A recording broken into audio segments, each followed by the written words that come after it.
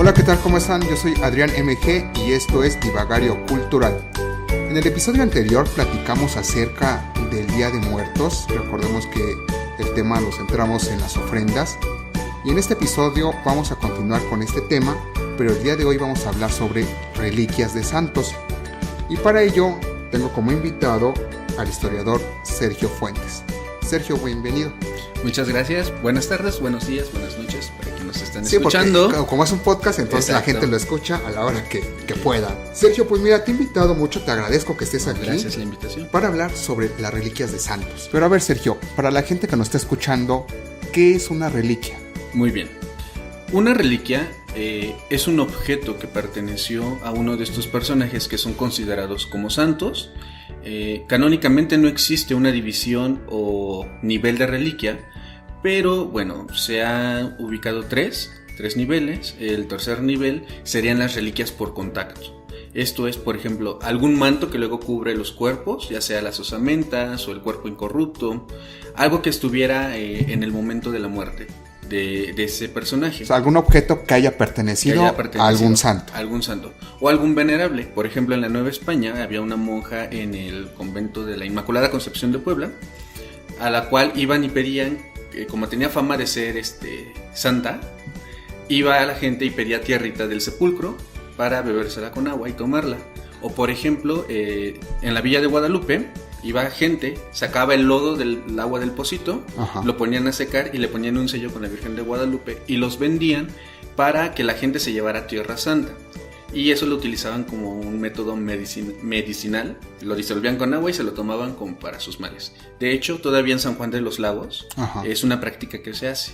Te venden la tierrita santa, Ajá. Porque como es tierra del lugar santo, si te sientes mal te la comes y te sentirás bien o algo así. Entonces se podría decir que ese es un tipo de reliquia por contacto. Que sería el tercer grado. Una reliquia de tercer grado. Exactamente. Ajá. Ahora, las reliquias de segundo grado son aquellos objetos que pertenecieron al santo o al personaje en cuestión. Por ejemplo, puede ser un libro, ¿no? Su libro de oraciones, su diario, la ropa que utilizaba todos los días, ¿no? O alguna túnica, algún manto, el rosario, su cilicio, esos objetos de uso diario que tocaba el santo, que tocaba el personaje. Ajá. Por ejemplo, cuando vino Benedicto, no recuerdo si fue cuando vino Benedicto, pero seguramente fue cuando canonizaron a Juan Pablo II. Ajá. La Basílica de Guadalupe expuso casi como reliquia el autobús y el papabús Ajá. Y el papamóvil. ¿Y eso ya es una reliquia? Pues algunos lo considerarán como tal. Para algunos será escandaloso, pero otros Ajá. Le darán ese a lo mejor no como reliquia, pero sí como un objeto que les recuerda que allí estuvo el ahora santo Juan Pablo II. Porque exactamente tuvo contacto. Tuvo contacto con él, le perteneció. Así Por es. ejemplo, la silla donde se sentó o la cama donde durmió. La cama donde durmió, esas son reliquias que se consideran de segundo grado porque estuvieron en contacto ya con ese personaje, en vida. Y también eso provocó que hubiera un gran comercio de reliquias de este tipo de objetos. Ok, ¿y las de primer grado? Las de primer grado ya son partes corporales, es el cuerpo del santo. O sea, puede ser un cuerpo incorrupto como Ajá. El de San Charbel o el de San Pío. O el de San Sebastián de Aparicio también es Sebastián de Aparicio todavía no es santo, es beato, okay. Pero su cuerpo lo podemos considerar como una reliquia, Ajá. Porque es el cuerpo incorrupto, pero también son las osamentas. Y, por ejemplo, hay casos donde se comerciaba con el brazo, con el fémur, con la pierna, con un dedo. Incluso en algunos museos se conservan todavía relicarios con pedacería de esos cuerpos. Así es. Entonces te vendían un pedazo que quién sabe de dónde salió, de San Fulanito, de San Perengano.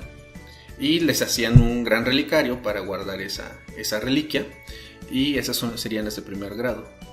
Entonces, y un relicario es donde se almacenan estas reliquias. Exactamente, y esos relicarios por lo regular eran de metales preciosos. Bueno, en la época, bueno, todavía pueden ser de plata pulido, de chapa Ajá. De oro, hoy en día, ¿no? Ajá. Pero en la antigua, hace unos 300 años sí eran de materiales preciosos y hay una rica colección donde te hacían estos relicarios para... Que me imagino que eran hermosísimos. Sí, todavía se pueden observar algunos.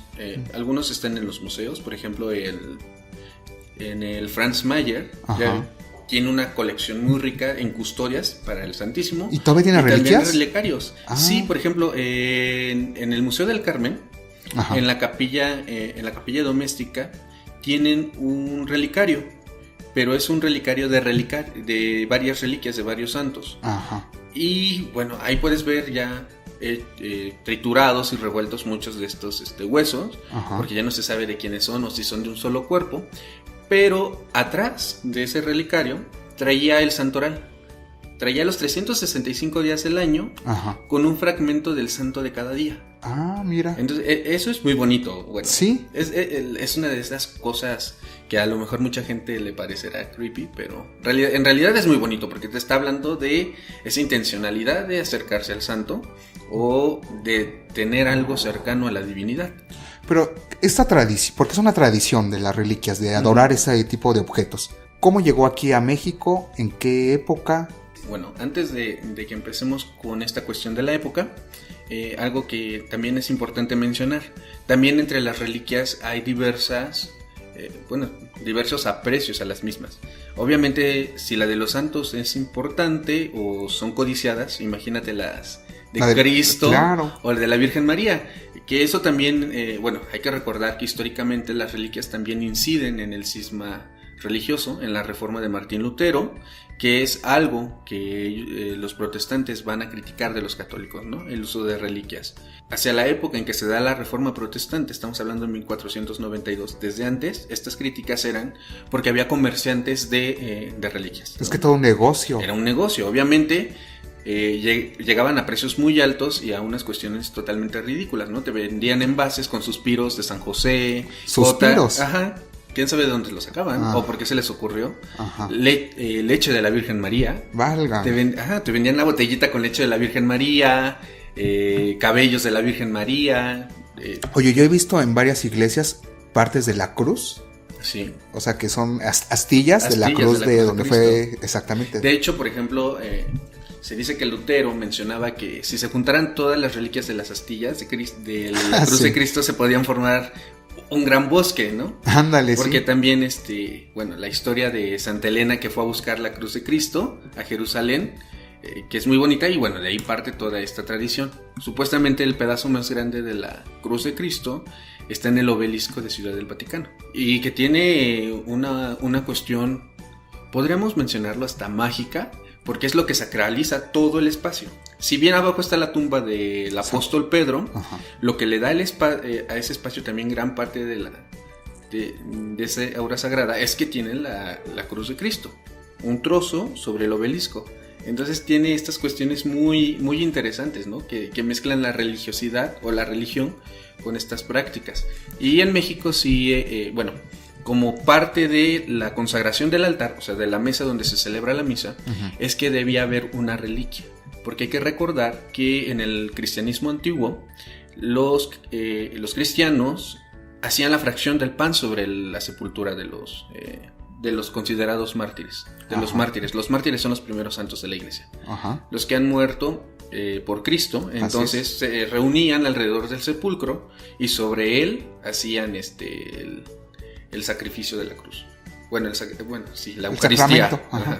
Posteriormente la iglesia retoma esta tradición y es por eso que muchas iglesias tienen sus altares de piedra, porque recuerdan el sepulcro y si no podía ser de piedra, se hacían unas pequeñas cajitas por debajo del altar donde se colocaba una reliquia.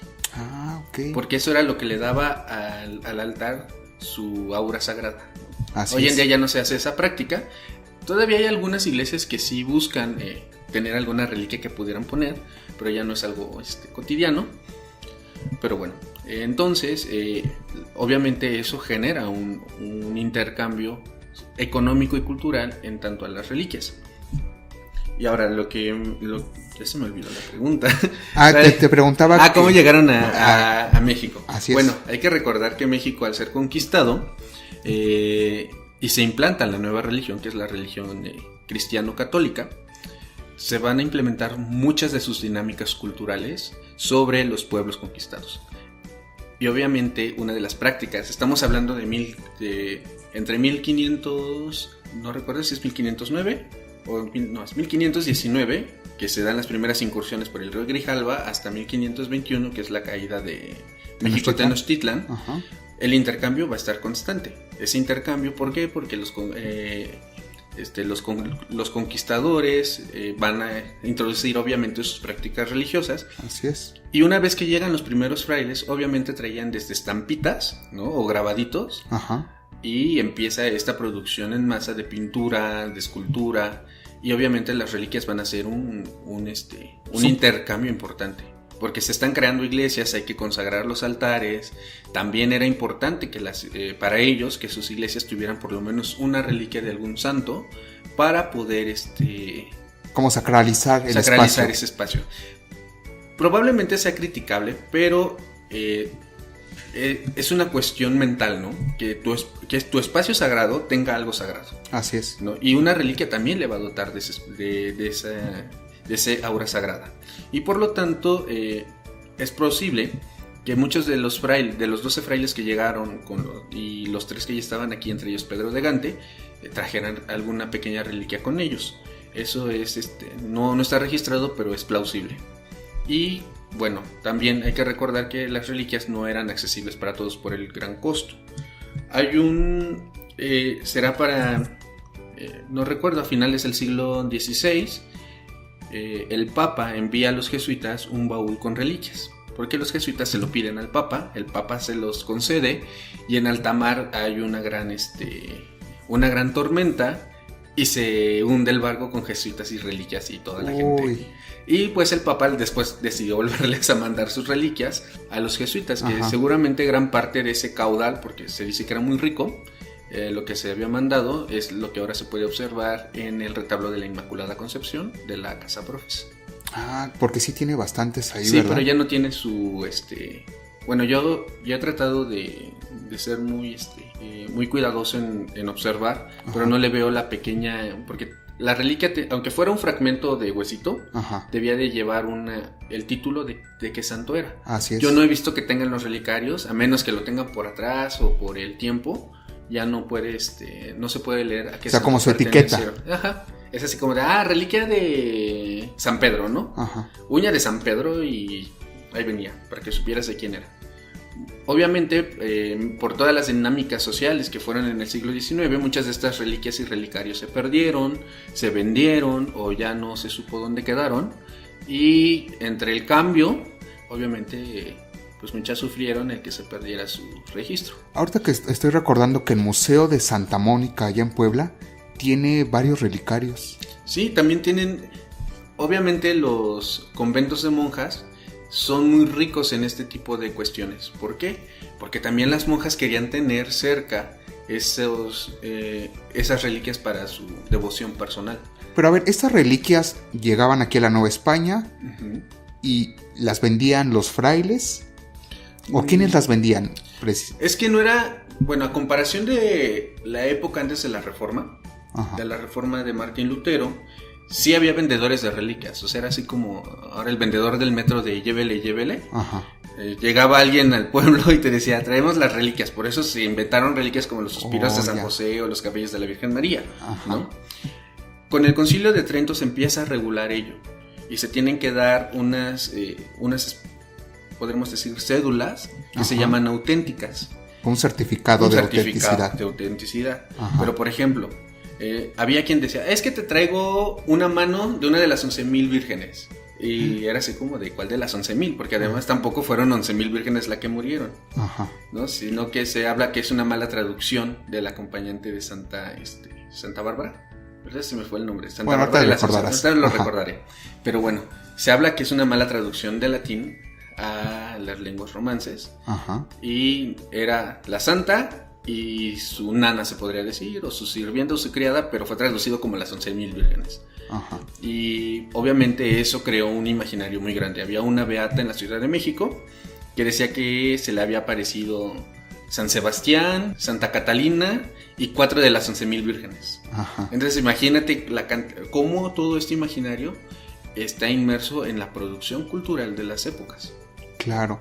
Y bueno, quienes la compraban era la gente adinerada. Sí, o sea, los condes, las autoridades, los obispos, ¿no? O sacerdotes ricos podían comprar reliquias. O sea, ya no era un negocio de, mira, traemos esto, sino que había que conseguirlo de otras formas, ¿no? O ya por pedido.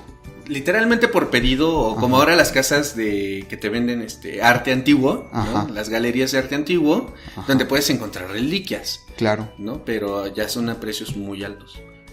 Pero sí fue totalmente regulado. Por ejemplo, en Europa, que se construyeron grandes catedrales, por ejemplo, grandes reliquias, que lo son, como la Casa de Loreto, ¿no? Que es una reliquia porque vivió la Virgen María con San José y con el Niño Jesús. O hay una basílica que se construyó para el anillo de bodas de San José y la Virgen María.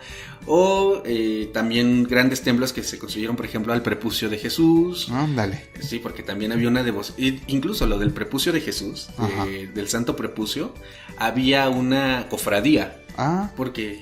Y eso desató una serie de discusiones teológicas, porque si Cristo es Dios y al resucitar sube en cuerpo y alma él al cielo, y es judío, entonces su prepucio también debió de haber subido al cielo, ¿no? Entonces, estas cosas pueden parecer muy morbosas o escatológicas, ¿no? En realidad tienen una incisión muy grande en la producción teológica del cristianismo católico.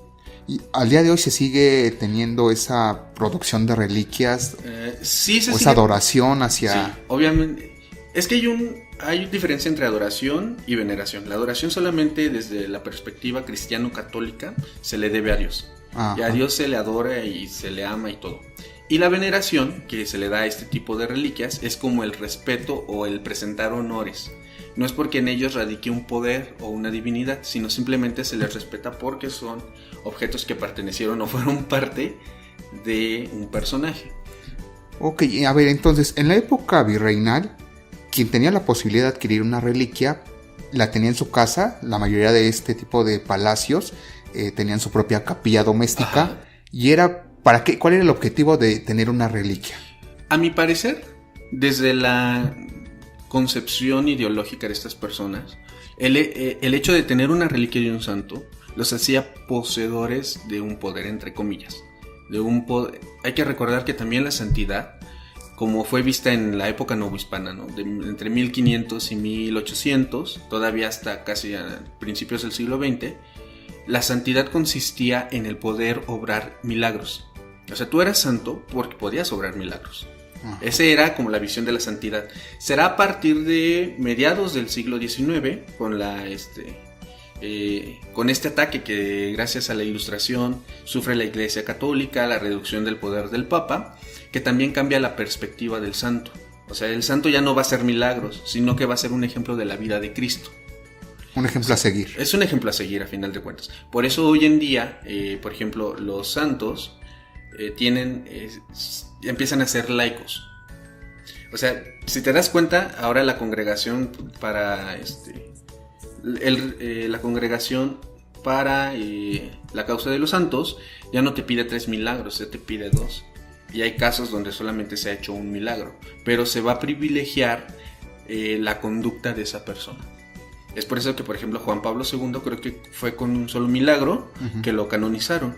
Pero lo que se va a impulsar de Juan Pablo II será su testimonio de vida, ¿no?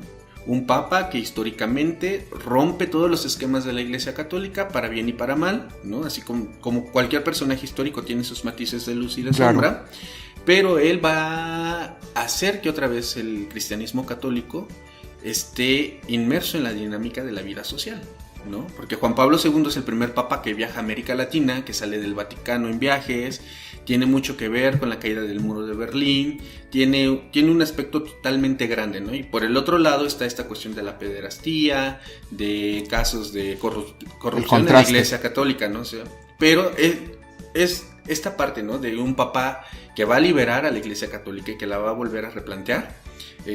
Trata de ocultar esa parte mala, ¿no? Pero bueno, ahora es el testimonio de vida lo que se va a tratar de impulsar.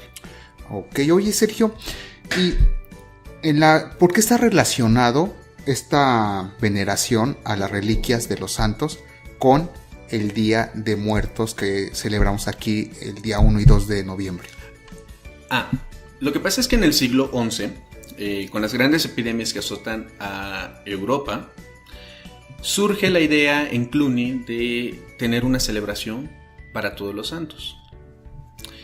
Todos los santos son aquellas personas que han muerto en la gracia de Cristo. Y esto es a partir de aquellos santos, desde las persecuciones del siglo I, al siglo III, los mártires cristianos, hasta esa época.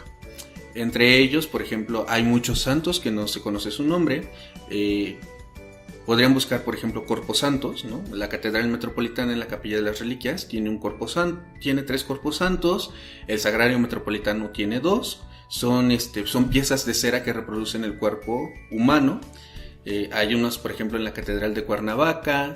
La iglesia de Santa Teresa la Nueva tiene un Corpus Santo de Santa Celeste. Hay uno en la iglesia de San Miguel Arcángel, en el centro histórico. Podrán ver algunos en el Museo Nacional del Virreinato. Bueno, por ejemplo, la Catedral de León también tiene 2 o 3 Corpus Santos que reproducen personajes de los que no se conoce más que el nombre, pero se consideran santos porque fueron mártires y murieron, y se les hace estas piezas.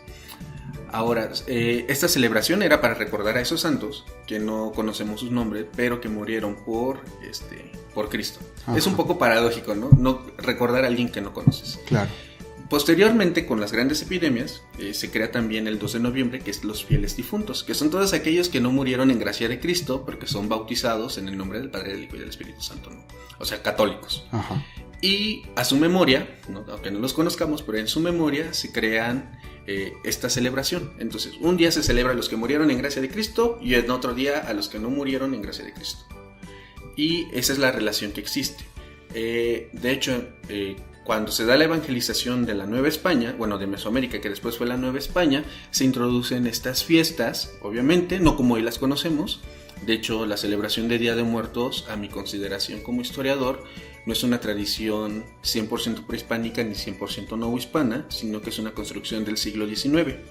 Ah, mira. De hecho, el pan de muerto, que muchos pensamos que era, o que esa mezcla, ¿no? Ese mestizaje, pues parece que no es así. Que en España, encontré hace poco que en el siglo XVI, en España, para las fiestas de Todos los Santos, se hacían panes que representaban los huesos de los santos. Y se le conocía como pan de muerto. Ah, por eso los panes de muerto tienen como huesitos. Los huesitos. Entonces, esa tradición de hacer el pan que representa la reliquia del santo, o sea, un hueso de santo, obviamente debió haber pasado a la Nueva España y se reproducía. Y no es raro, por ejemplo, están los panes de Santa Teresa.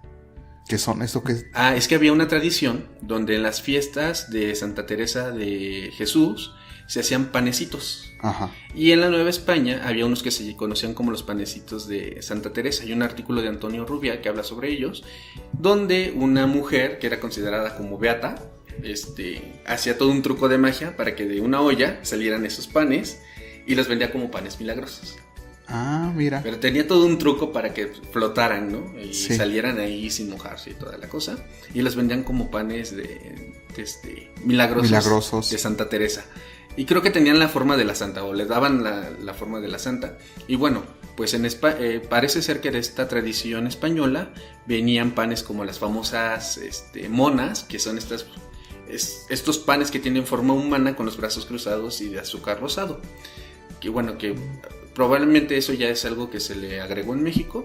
Pero bueno, esa es una de las primeras tradiciones de Día de Muertos, no como hoy la conocemos.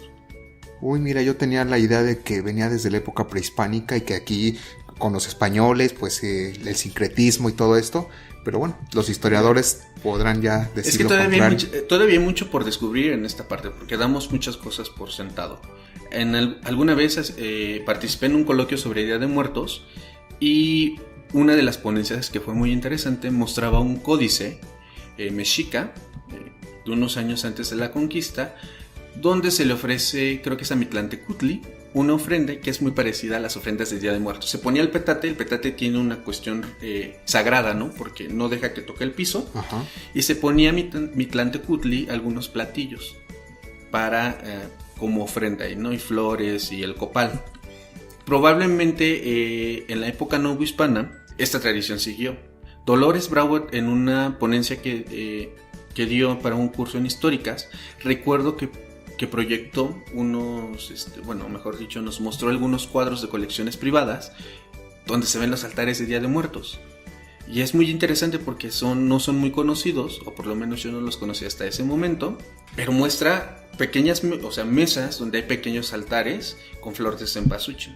Entonces quiere decir que probablemente si hay una cuestión, esta cuestión de Mitlantecutli pasa a la Nueva España, transiciona a la Nueva España y se crea un pequeño altar, ¿no? Un pequeño altar puede ser tu mesa, tu petate, con algunos alimentos.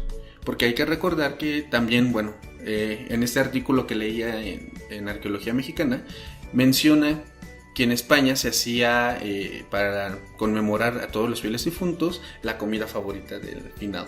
Entonces probablemente esta tradición, cuando llega a Nueva España, pues se adopta, obviamente, se le incluyen los elementos propios de la tierra, ¿no? Por ejemplo, platillos, sabores, colores, aromas.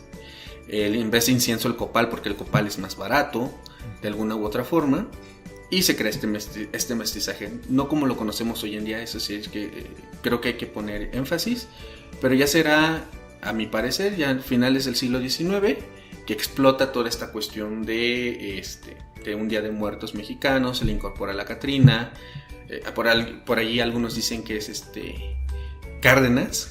Sí. Quien Sí, también había leído que Cárdenas. Hay que recordar que Cárdenas hizo esta cosa de la Navidad sin Santa Claus, pero sí con Quetzalcóatl. Entonces, pues, no se me hace raro que Cárdenas haya impulsado todas estas manifestaciones que hoy ya están bastante arraigadas, ¿no? Ya están. Bueno, yo digo que lo que ya vemos actualmente ya es una tradición muy arraigada entre los mexicanos, de poner la ofrenda. Es que no porque sea una tradición del siglo XX, en todo caso, si siguiéramos la idea de Cárdenas, deja de ser mexicano. Ajá. O sea, las tradiciones se inventan. Hoy tenemos un festival de Día de Muertos, un desfile de Catrinas, que nació por James Bond. Claro. ¿No? James Bond nos vino a dejar un desfile de Catrinas, cuando ya en Aguascalientes llevaban tiempo haciendo su festival de Catrinas. Entonces, esto le dio proyección. Esto le dio proyección internacional. Hoy México ya dejó de ser tacos y yija, jaja, para hacer Día de Muertos, calaveras y ositos pandas, como dicen por ahí algunos, ¿no? Oye, pues qué interesante. Y uno puede visitar en estos días, que es el día 1 y 2 de noviembre, las reliquias, hacer su recorrido por algunas iglesias de la Ciudad de México, del centro en específico, y llegar incluso hasta la catedral, que hay una capilla dedicada a las reliquias. Sí, yo trabajo presto servicios para paseos culturales del Instituto Nacional de Antropología e Historia, y uno de mis paseos, podremos decir estrella, se llama De Candelas y Flores para Todos los Santos. Ajá. Aprovechamos que la Catedral Metropolitana exhibe sus reliquias para conocerlas, para ver hablar un poco de la historia que les acabo de mencionar. Este año visitaremos algunos lugares más, como la cripta de los arzobispos, donde vamos a poder ver las tumbas de los príncipes de la iglesia mexicana, la capilla de ánimas de la Catedral Metropolitana, visitar la Casa Profesa, algunas otras reliquias que se encuentran en el centro histórico, incluido por ejemplo la tumba de Hernán Cortés, que si bien no es santo, pero es un personaje importante para la historia de México y entra mucho como en el culto que se tiene a los personajes. Oye, Sergio, pues qué interesante está todo esto. Como siempre, pues el tiempo ya se nos vino encima, pero antes de despedirnos, me gustaría un poco que nos platicaras brevemente sobre un proyecto cultural que tienes, en el cual se dedican precisamente a dar paseos históricos. Pero a ver, cuéntanos, ¿cómo se llama tu proyecto? Bueno, unos amigos y yo tenemos un proyecto que se llama De la Mano con Clio, que son visitas guiadas a diversos espacios o calles, ¿no? La ventaja que nosotros queremos dar sobre algunas otras más visitas es que somos gente que conocemos el tema, o sea, somos historiadores profesionales que tratamos de hacer recorridos de esa misma forma, ¿no? No te vamos a contar el dato que todo el mundo conoce, sino que vamos a tratar de recrear la historia. Esa es una de nuestras misiones, ¿no? Llevarte de la mano, por eso se llama De la Mano con Clio, llevarte de la mano con la historia, que conozcas de gente profesional esos espacios. Oh, pues qué bien, Sergio. Yo te felicito mucho por este proyecto y que sea exitoso. Y bueno, ¿dónde los pueden localizar? Bueno, entre sus redes sociales. Bueno, Facebook, Twitter, Instagram y YouTube. Ponen @de la mano con Clio, todo junto, y podrán encontrar nuestras redes sociales, y nuestro correo electrónico es delamanoconclio@gmail.com. Ahí pueden pedir informes y con todo gusto y en brevedad les atenderemos. De acuerdo, y me imagino que ahí en sus redes sociales publicarán los próximos paseos. Exactamente. Te agradezco que hayas aceptado esta invitación. Gracias a ti. Sabes que también es un proyecto que va iniciando y siempre se agradece el apoyo de los amigos. Muchas también gracias. Ojalá tu proyecto sea muy exitoso. Pues muchísimas gracias por haber escuchado este episodio. Yo me despido en esta ocasión y nos escuchamos en el próximo episodio.